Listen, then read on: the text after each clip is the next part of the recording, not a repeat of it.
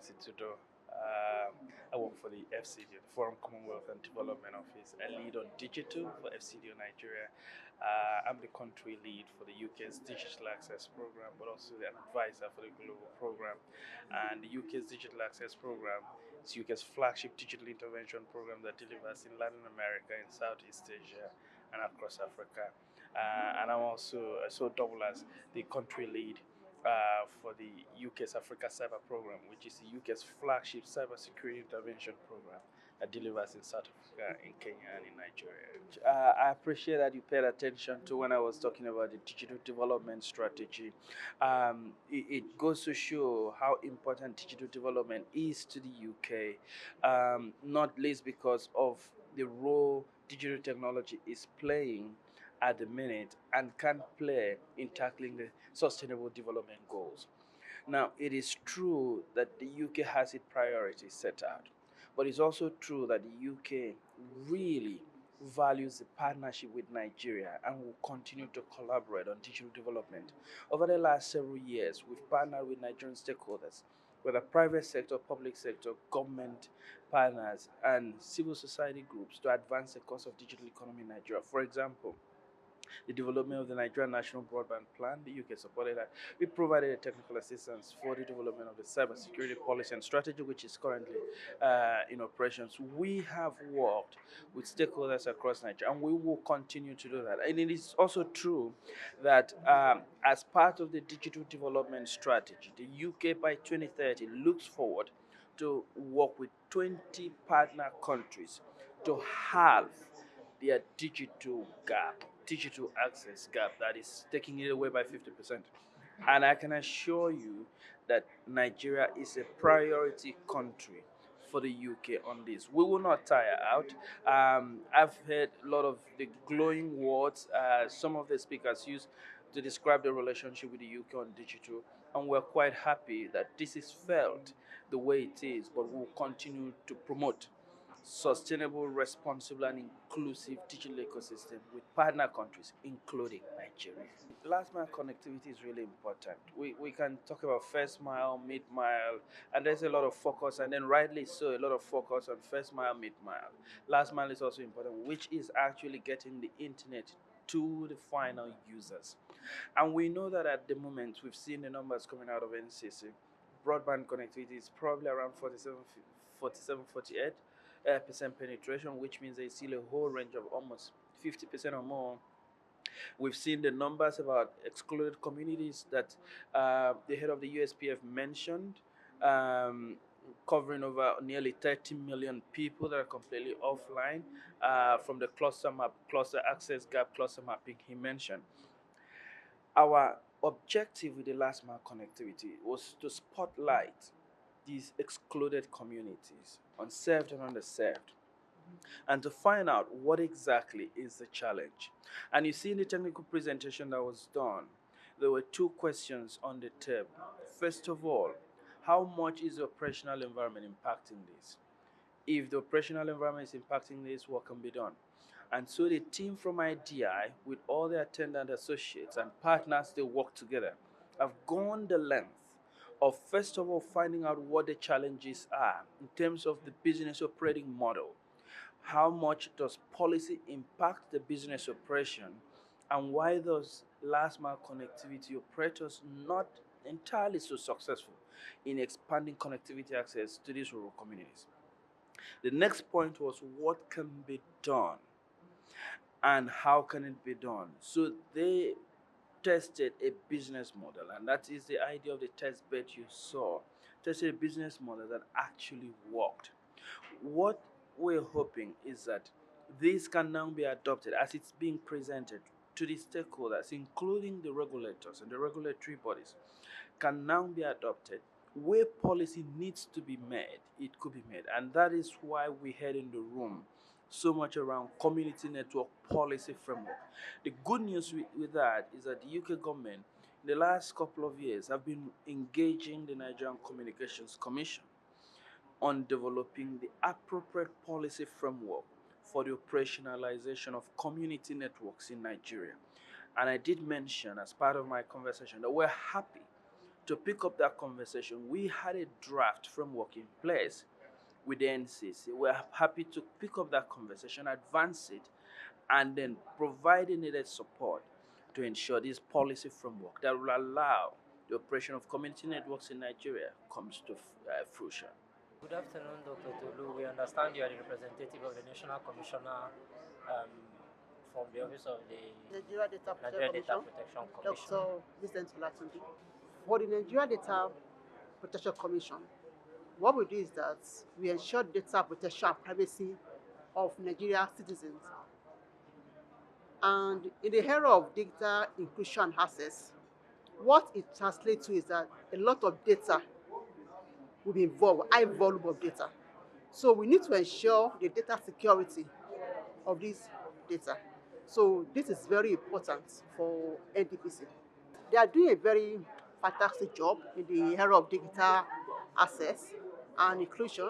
And it will be a good idea for us to work together too in the area of data protection and privacy, because it's very key in the issue of data access and inclusion. My name is Nihilola Fafari, Dr. Nihilola Fafari. I'm the publicity expert from ATCON, and I'm also the deputy director from Huawei Nigeria. Yes, on public affairs and communication. Yes. So there's quite a number of things that we really do and represent. And in this situation, it's good to actually be part of this program and to also see that the key stakeholders that can drive this last mile are actually here and to speak on their agency's behalf. So it's good to actually hear everyone's opinion. And I think we're all speaking the same thing, in this regard, because what is important is ensuring that underserved and unserved access gaps are actually breached, right? And everyone in Nigeria is entitled to basic amenities, they're entitled to digital services, they're entitled to accessing, infrastructure in their own community. And I also feel that all of us are actually responsible in supporting this initiative, right? So, it's a welcome development, and we are open. And on behalf of ATCON also, we're saying thank you very much, and we hope to give our support as much as we can. My name is Engineer Chidi Charles Awukwe. I'm the MD CEO of SkyMax Integrated Networks. We are an internet service provider based in the northeast of Nigeria, Adamawa State precisely, Yola. And we've been in operation for the last 16 years, and we have coverage in all northeast states of Nigeria.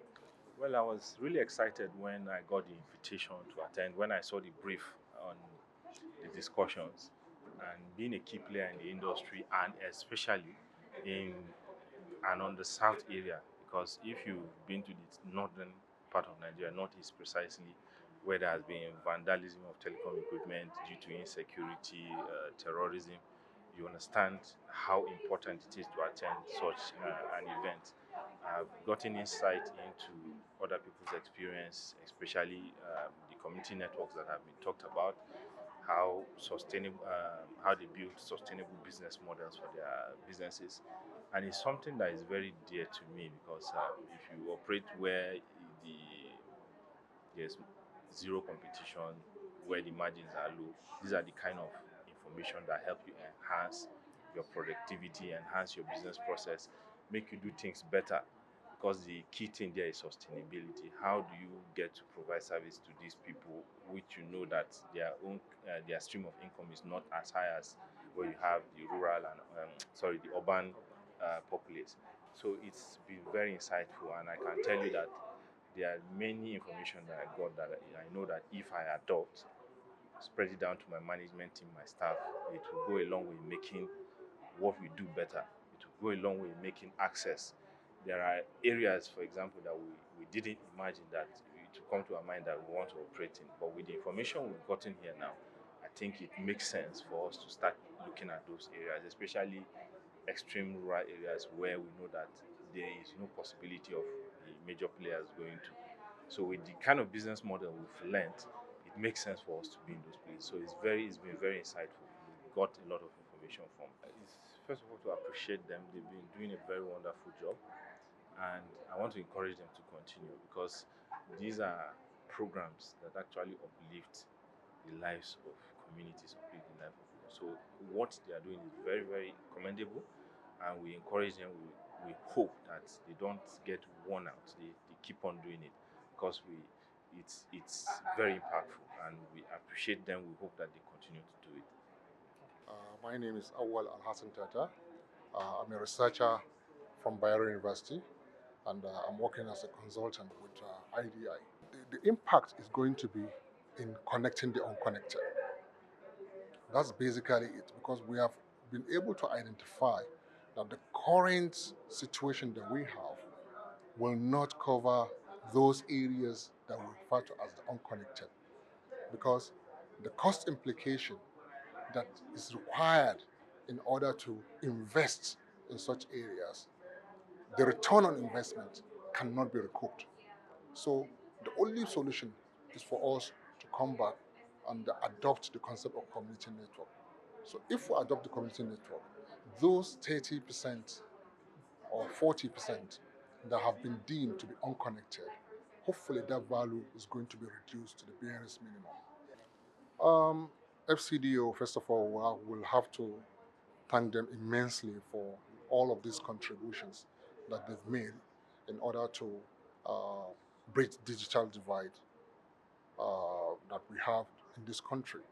And I think, first of all, I'll have to give them advice beyond just getting all of this information, getting research output. It's one thing to just research, it's another thing to implement. I think there's a need for them to advocate further for the implementation of all of these recommendations or models that have been brought.